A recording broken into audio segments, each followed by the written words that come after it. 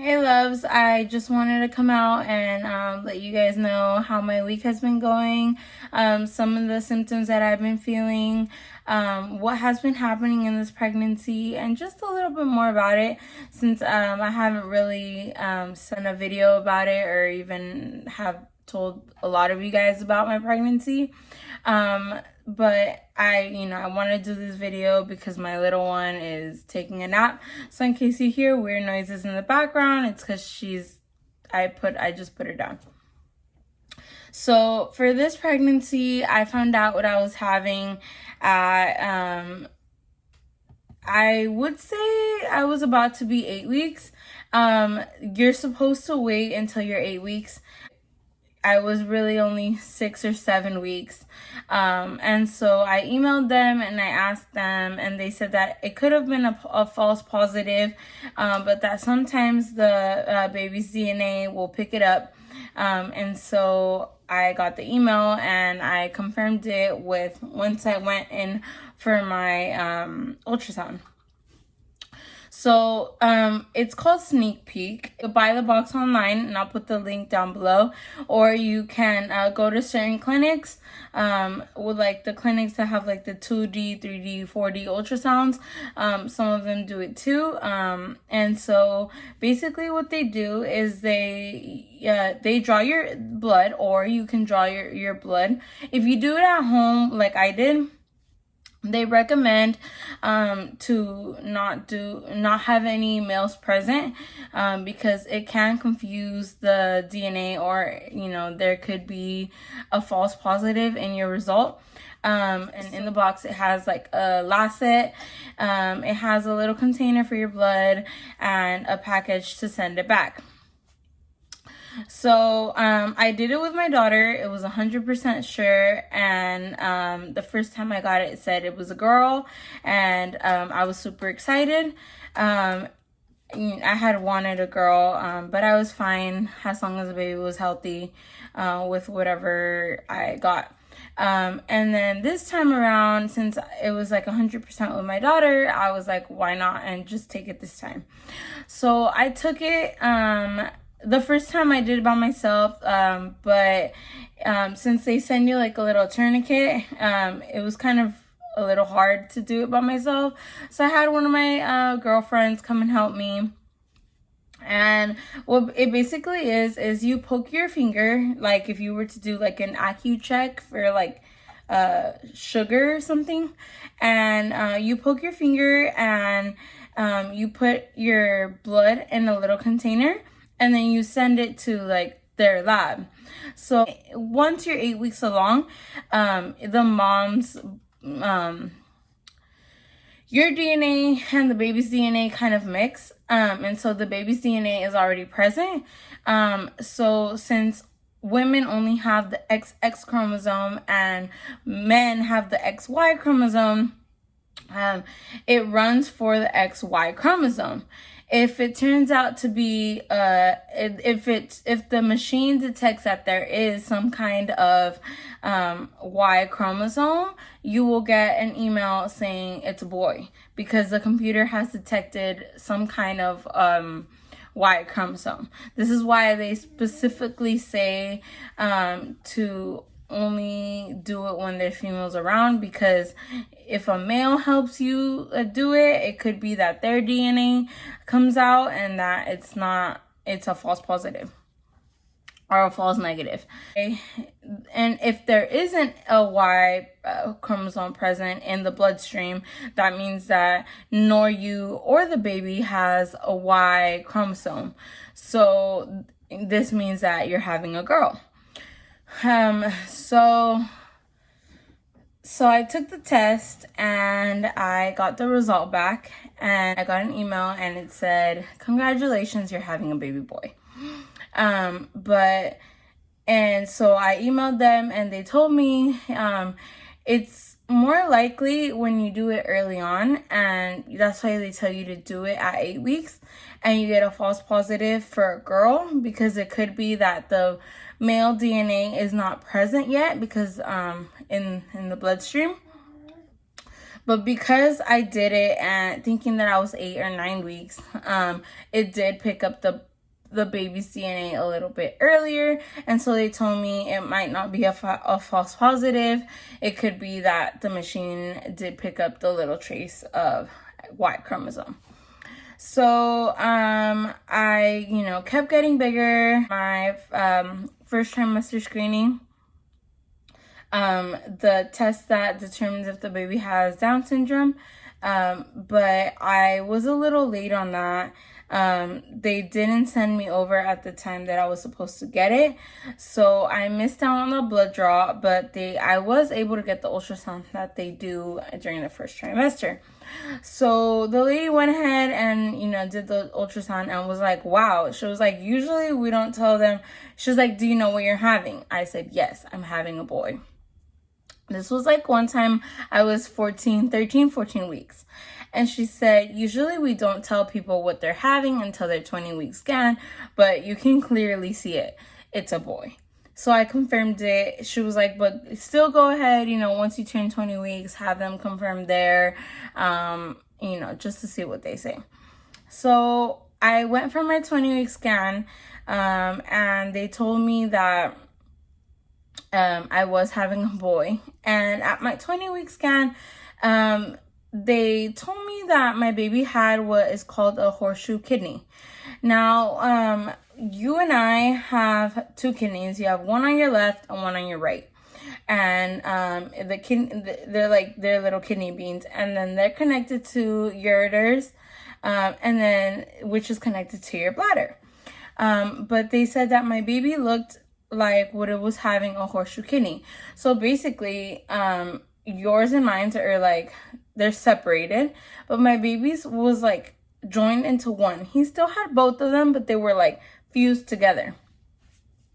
And so they told me that on my 20-week scan. As a mom, I got really worried. I did cry. I did my own research. And I think when you do your own research, it's like the worst thing that you can do, because, it was just really devastating, because I had two miscarriages in the past, and just to know that something was gonna be wrong with my baby, I wanted my baby to be okay. But they told me not to worry. They wanted to send me to a perinatologist, I think that's what it's called, a specialist in fetal health. So they sent me over, and I went when I think I was like 24, 25 weeks. And they told me that I guess the kidneys they didn't look like a horseshoe kidney anymore. It was smaller than the right. Worry about it, that as long as one of the kidneys was working for the baby, it was okay. He could live with one kidney. He just wasn't able to be a kidney donor, or just basically had to watch his health because he only had one kidney. And so they sent me home, and they sent me back at 30 weeks, which my appointment was a couple of days ago. So I went to my appointment, and the lady basically told me they did the ultrasound, and then one OB came in, and they were confused. They didn't know what they were looking at. They didn't know. It was just really hard for them to see. They had 3 pairs of eyes look at them, and they didn't want to change the diagnosis. They said that my baby could have a horseshoe kidney, but that they wanted to check in 4 weeks to see if the baby's organs were a little older, and if they could see what was going on, because they could see the kidneys, but they couldn't see. It's like when a baby has a horseshoe kidney, you can see the renal tissue in the middle that's connecting them, and they couldn't see that. They could see the left one, they could see the right one, but they could not see that tissue. But they also said that normally your kidneys are a little below your stomach. They could see his gallbladder and everything, but they just couldn't, his kidneys were lower than they actually were. Something is wrong with his kidney, but they don't know what. And they said that as long as one of his 2 kidneys is working, he'll be fine. And, he's weighing 3 pounds and 15 ounces as of now, hopefully. I mean, I do want him to grow, but hopefully at the end of my pregnancy, I don't have like an 8-9 pound baby, because from my little body, I don't know how I would push this baby out. But they told me not to worry. They told me that everything was going to be okay, and to just go back in 4 weeks and, do a checkup. So I have that appointment. I also had my 3D appointment, because with my daughter, I was like super excited. And as soon as I turned 30 weeks, I did the 3D ultrasound. So with this baby, I did the 3D ultrasound, but it seems like he relaxes in the ultrasounds.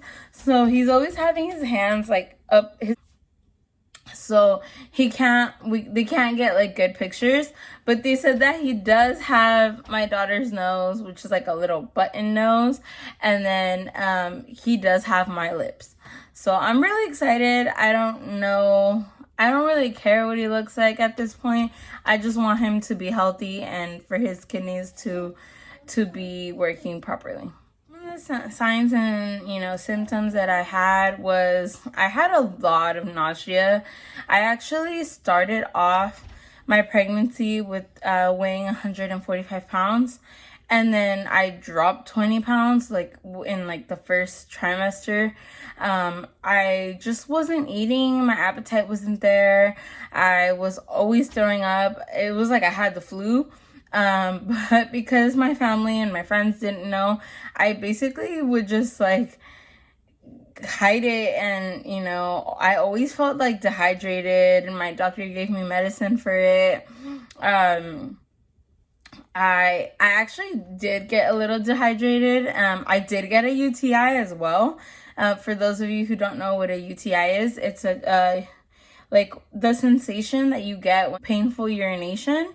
It's an infection within the urethra.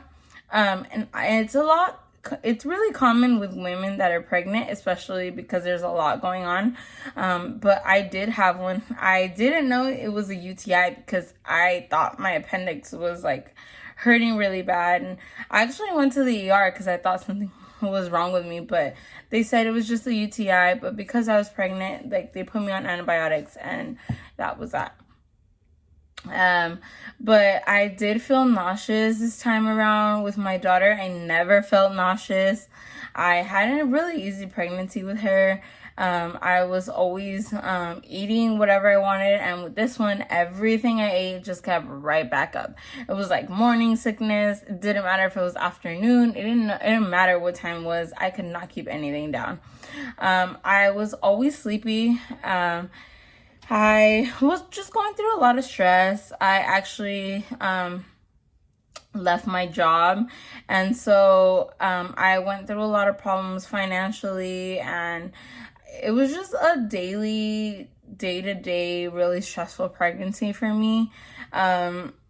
But right around when I hit 4 or 5 months, I actually got accepted into school to do my LVN. I want to be a labor and delivery nurse, but for that you need to at least get your RN, if not get your BSN. And so I'm currently going to school for LVN, and so it's been rough, especially because I have a daughter under 2 years old. And so, sometimes being pregnant, and having all this nausea and just not feeling myself and having all this stress, sometimes I would not want to play with her, or I, would play with her and would feel sick, and she doesn't understand. So it was really hard on me have her be so small and then me be pregnant at the same time. My mom told me, now that she knows, she's like, why did you start school if you knew you were pregnant? I was like, because for me, it was now or never. It's either I get my butt in school and I finish, or I'm going to be stuck at a home mom with 2 kids and not go back to school. So, it was really hard. especially knowing that something was wrong with my baby and not knowing what was wrong. Just, you know, when you do your research online, I think it's one of the hardest things that you can do, because you start looking up all these diagnoses and you're like, oh my god, my baby has this, and or I'm feeling this way, and it's not really that you have that. It's just you read it and you start believing that you do. But I'm 30 weeks now. The baby's weighing pretty good. I am trying not to have an epidural with this one. I haven't gone to any like Lamaze classes or anything like that, but I've been watching like videos on YouTube and just I mean, I know what contractions feel like. And then with my first, I think I had a pretty like easy labor. I progressed so fast that I think that with this one I might be able to. I literally was in labor for like active labor for like 7 hours. I went from 5 to 10 in an hour. And then when I got the epidural, I was like, I was at 4. So I was like, I should have just waited, because I jumped from 5 to 10 within an hour. I was like, I could have done it. But hopefully with this one, we'll see how it goes. I'm hoping I don't get the epidural, but then if I do, I mean, there's a lot of people that get it. I got it last time. I mean, there's really nothing wrong with it. At 30 weeks, to the front view. I'm excited. I'm nervous because he's head down already. So my doctor was basically telling me, you know, start coming every 2 weeks. And I was like, every 2 weeks? He's like, yeah, you're getting to that. So I feel like now I'm on a countdown.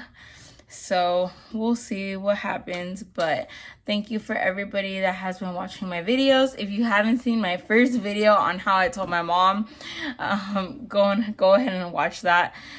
She has taken the note like it really well.